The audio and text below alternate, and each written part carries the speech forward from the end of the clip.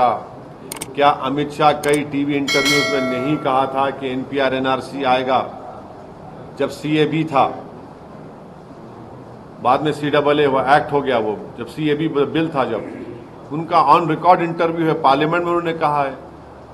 तो ये सब एक धुआं है और ये कोशिश कर रहे हैं कि असल इनका मकसद क्या है कि देश में एनपीआर हो, एनआरसी हो।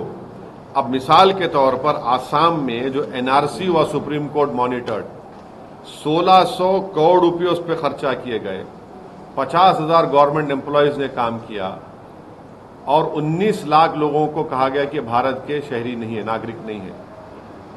अब मैं फिर से कह रहा हूं कि उसमें 10 से 12 लाख हमारे हिंदू भाई बहन का नाम नहीं आए।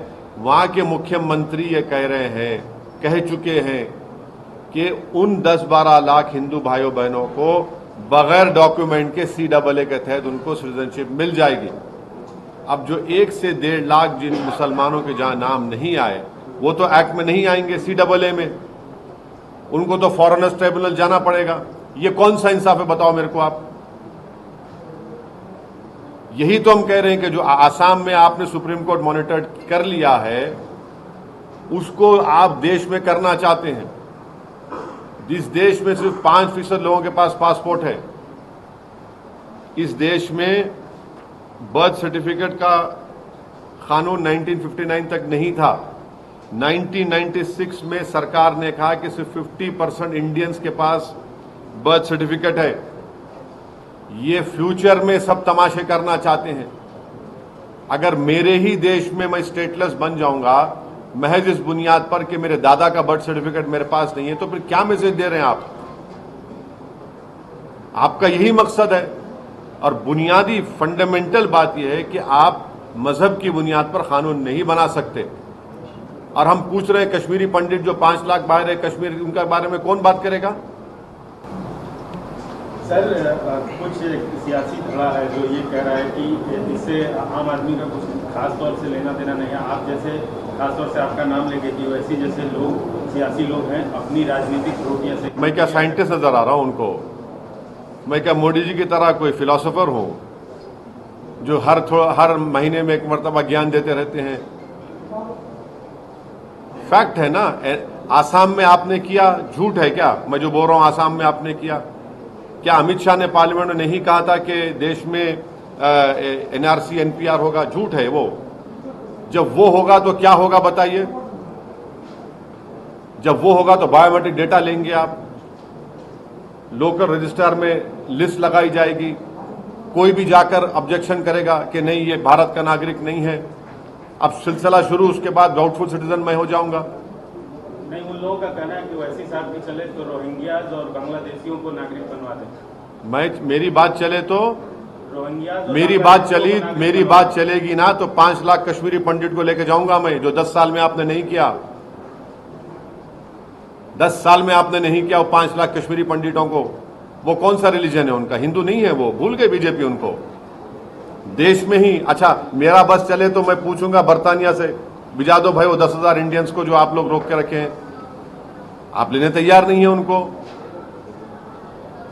भारत जब सिक्योरिटी काउंसिल का मेंबर बनना चाहता है तो फिर रेफ्यूजीज की पॉलिसी पे क्या उनको स्टेप लेना पड़ेगा? बोलिए हमको।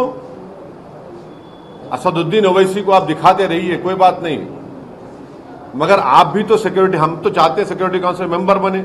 जब आप सिक्योरिटी काउंसिल के मेंबर बनेंगे तो ये सब करना नहीं पड़ेगा आपको। किसको बेवकूफ बना रहे हैं? सर, इसके पहले सीएम को लेकर के बड़ा बवाल हुआ था। 2019 में राइट्स हुए थे, कई लोग मारे गए थे।